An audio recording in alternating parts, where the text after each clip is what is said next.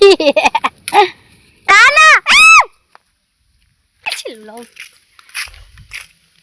Hello everyone, তোমরা সবাই কেমন আছো? এখন কিন্তু আমি যাব হচ্ছে মাঠে, যেহেতু মনসা পুজোর জন্য মনসা ডাল লাগবে, তাই জন্য কিন্তু ওটা বরমশাইয়ের সাথে যাচ্ছি। দেখো মনসা ডাল কিন্তু খুঁজছিল মা কেনার জন্য, সেটা কিন্তু পাইনি। আমাদের বাড়িতে একটা বউ আসে, সে কিন্তু আনেনি, তাই জন্যই আমরা আর কি করবো, মাঠেই গেলাম খুঁজতে যদি পাওয়া যায়।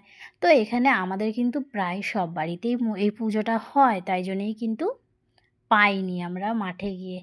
অনেকগুলোই খুঁজলাম, সবাই দেখলাম যে নিয়ে চলে গেছে অলরেডি সব মনসা গাছের মাথাটা কাটা। তো দেখো, এটা কিন্তু শিব ঠাকুর আমাদের।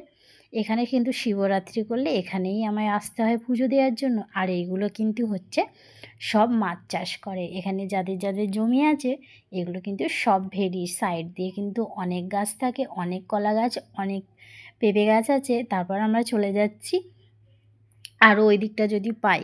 আমরা কিন্তু পাচ্ছিলাম না খুঁজে খুঁজে মনসা গাছ। তারপরে দেখলাম যে এখানে দেখো কতগুলো গরু বাঁধা আছে, গরুগুলো কিন্তু ছাওয়ায় বাঁধা আছে। তো আমার বাবু কিন্তু ভয় পাচ্ছিল ওইদিকে যাওয়ার জন্য, যেহেতু গরুগুলো অনেকটাই বড় বড় গরু ছিল। তারপর যাই হোক, আমি ওর হাত ধরে এই দিকটা পার করে দিলুম। তারপর দেখো এখানে কিন্তু ওই বাছুরটা ওর মায়ের সাথে বসে আছে। বাছুরটা কিন্তু দেখে আমার সত্যি খুব কিউট লাগলো। বাছুরটাকে আমি যেই গায়ে হাত বুলোতে গেলাম, বাছুরটা কিন্তু আমার গায়ে ঘেঁষা দিচ্ছিল। দেখো, যে কোনো কিন্তু পশু একটু ভালোবাসা পেলে সে কিন্তু সারা জীবন তোমার সঙ্গেই থাকবে, সে যতক্ষণ না মরছে। কিন্তু মানুষ ধোঁকা দিলেও এরা কিন্তু দেয় না। দেখো বাছুরটা কিন্তু কি কিউট, আমি যে ওর মাথায় হাত বুলিয়ে দিচ্ছি, ও কিন্তু আমার গায়ে আরও ঘষা দিচ্ছিল।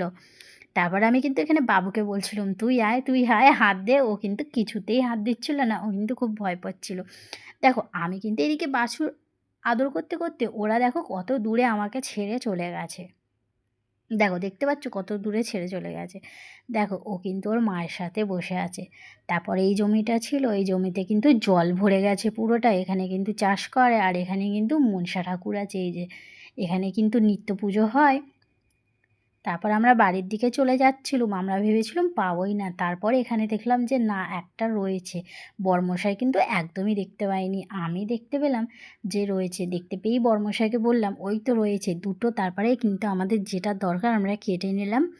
কেটে নিয়ে কিন্তু বরমশাই আমার হাতে এটা দিয়ে দিল। আর আসার সময় আমরা কি দেখলাম দেখো, একটা গরু এখানে বসেছিল, তাই জন্য কিন্তু বরমশাই ওকে পাতা খাওয়ার জন্য দিচ্ছিল।